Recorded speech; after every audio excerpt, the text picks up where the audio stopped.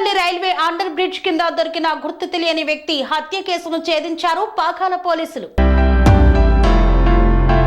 తిరుపతి జిల్లా చంద్రగిరి నియోజకవర్గం పాకాల మండలం Pakala CI K Maddayyachari Pakala police స్టేషన్లో మీడియా సమావేశాన్ని నిర్వహించారు.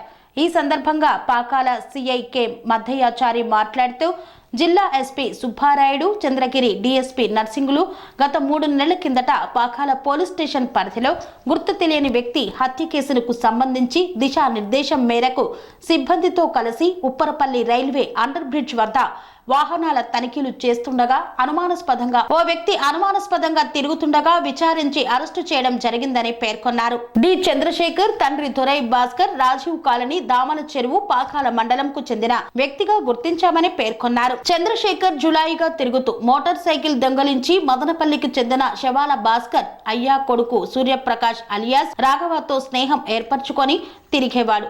ఇతను మందుకు అలవాటు పడి భార్య పిల్లలకు దూరమై దేశదిమ్మరిగా తిరుగుతుండేవాడని 2024 సంవత్సరం జూన్ 11వ తేదీ సూర్యప్రకాష్ చంద్రశేఖర్లు మందు తాగి వెంకట్రాయని చెరువు వద్ద గల బావిలో స్నానం చేసిన తర్వాత 3000 రూపాయలు అప్పు కొరకు గొడవ పడుతుండగా సూర్యప్రకాష్ బీర్ బాటిల్తో చంద్రశేఖర్ పై దాడి చేశాడు. కోపాద్రికుడైన చంద్రశేఖర్ తప్పించుకొని అక్కడ ఉన్న ఇటుక రాళ్లతో కొట్టి కింద పడిన సూర్యప్రకాష్ లేస్తే తనను చంపుతాడని పెద్ద రాయితో తలపై మోది హత్య చేశాడని తెలిపారు. చనిపోయిన సూర్యప్రకాష్ పై గతంలో తిరుపతిలో మోటార్ సైకిళ్ల దొంగతనం కేసులు ఉన్నాయన్నారు. అలాగే మదనపల్లిలో తన తండ్రిపై హత్యాయత్నం చేసిన కేసు ఉన్నదని పేర్కొన్నారు. హత్య చేసిన ముద్దాయిని రిమాండ్ కు తరలించారు. ఈ కార్యక్రమంలో పాకాల ఎస్ఐ మహేష్ బాబు, పోలీస్ సిబ్బంది తదితరులు పాల్గొన్నారు.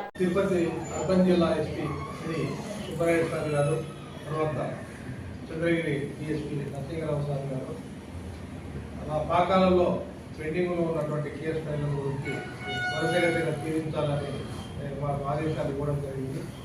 సార్ వారి యొక్క ఆదేశాలకు అనుగుణంగా మేము ఇప్పటికి ఒక 3 నెలల కిందట అన్ఐడెంటిఫైడ్ డెడ్ బాడీగా పడి ఒక వ్యక్తిని ఈ వెంకటాయ చెరువులో ఎవరో గుర్తు తెలియని వ్యక్తులు చంపి వెళ్ళిపోవడం జరిగింది.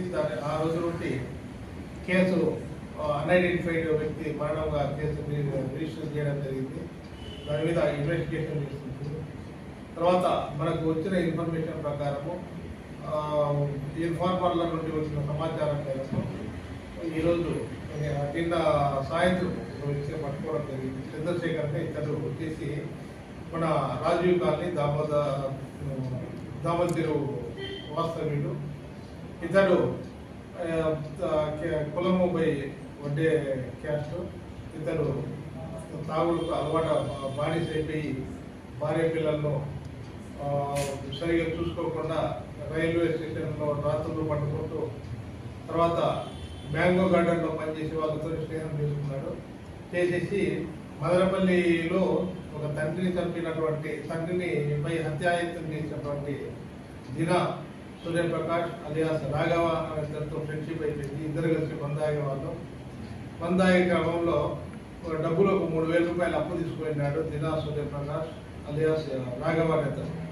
ఆ డబ్బు విషయంగా గొడవ పడుతున్నారు.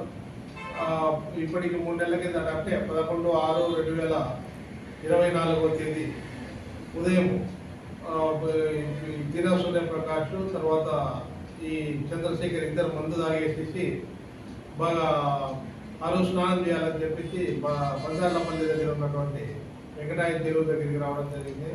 అక్కడ గొడవ పడుతున్నారు. తాగిన బైకంలో డబ్బులు అడిగితే దినా సూర్యప్రకాష్ బోయిపాటలతో చంద్రశేఖర్ మీద దాడి చేయగా చంద్రశేఖర్ అక్కడనే ఇంకొక వ్యక్తి కూడా ఉన్నాడు, మురళీమోహన్. వ్యక్తి దామల చెరువు దగ్గర నేపథ్యం అతను వచ్చి కాపాడినాడు. వెంటనే మురళీమోహన్ కాపాడితే తప్పించుకున్నటువంటి రక్తగాయాలతో ఉన్నటువంటి చంద్రశేఖర్ అక్కడ ఉన్నటువంటి ఇటుక రాళ్లతో విపరీతంగా కొట్టాడు. దాని తర్వాత ఇతడు బతికి ఉంటే కదా నాకు ప్రమాదం అని చెప్పేసి ఒక బోల్డర్ తీసుకొచ్చేసి అతన్ని తల మీద తర్వాత కాళ్ళ మీద వేయడం జరిగింది. అక్కడ ఇక్కడే చనిపోయినాడని నిశ్చయించుకున్న తర్వాత చంద్రశేఖర్ వెళ్ళిపోవడం జరిగింది. ఇతను వేగమాడు, ఇతని ఫోన్ నెంబర్ అంటూ ఏమి ఉండదు, ఎక్కడంటే అక్కడ తిరుగుతుంటాడు. ఇన్ఫార్మర్ల ద్వారా వచ్చిన సమాచారం మేరకు ఇతన్ని అరెస్ట్ చేయడం జరిగింది. ఈరోజు అతన్ని రిమాండ్ పంపిస్తాం.